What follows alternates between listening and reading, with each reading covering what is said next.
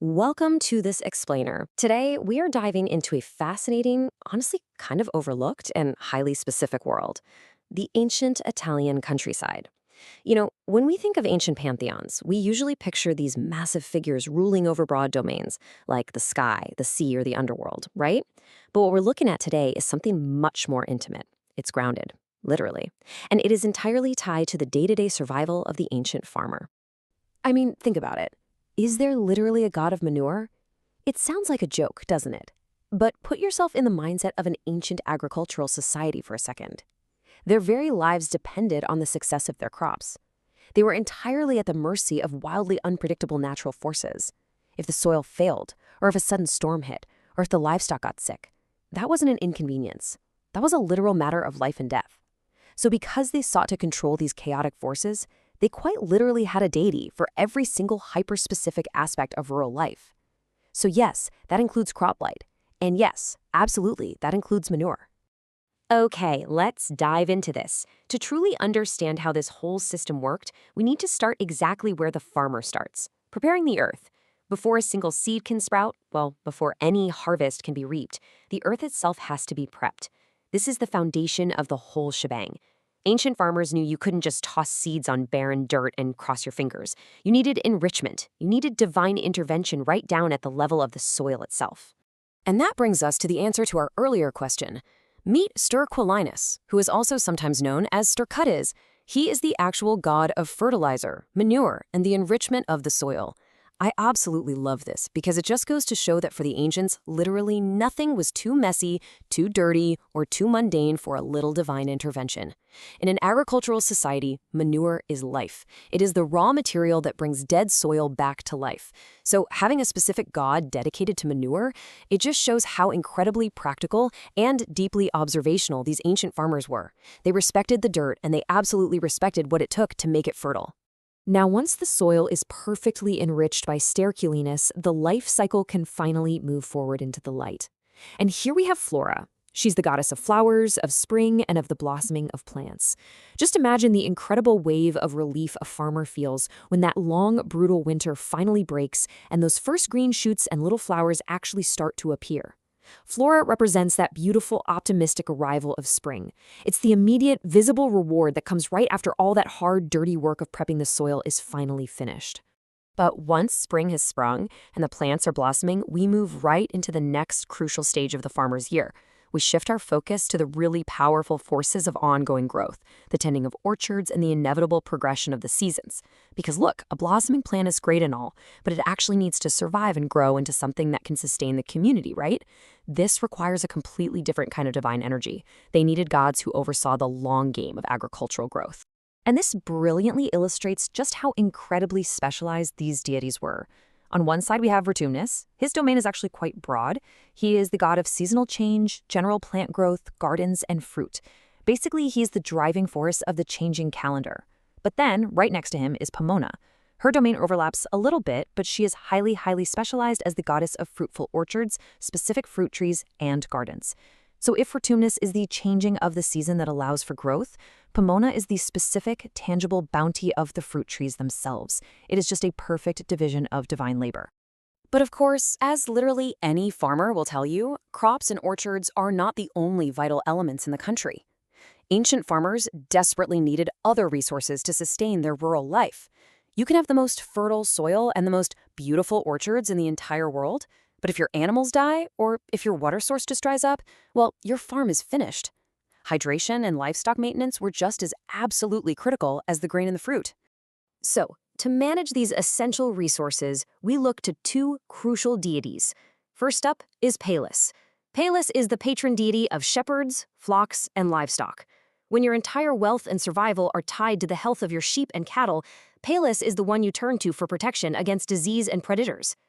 Next, we have Fons, or Fontis. He's the god of wells, springs, and flowing water. You have to remember, in an era way before modern irrigation, the well was the absolute heartbeat of the farm. Fons provided the single most crucial element for life, fresh, flowing water. That was for the people, the crops, and those flocks under Pallas protection. Okay, so up to this point, things sound relatively peaceful, right? We've got flowers blossoming, seasons changing, well water flowing, flocks happily grazing. But let's take a serious step back here. What actually happens when crops face disaster? Because nature, as we know, is not always kind.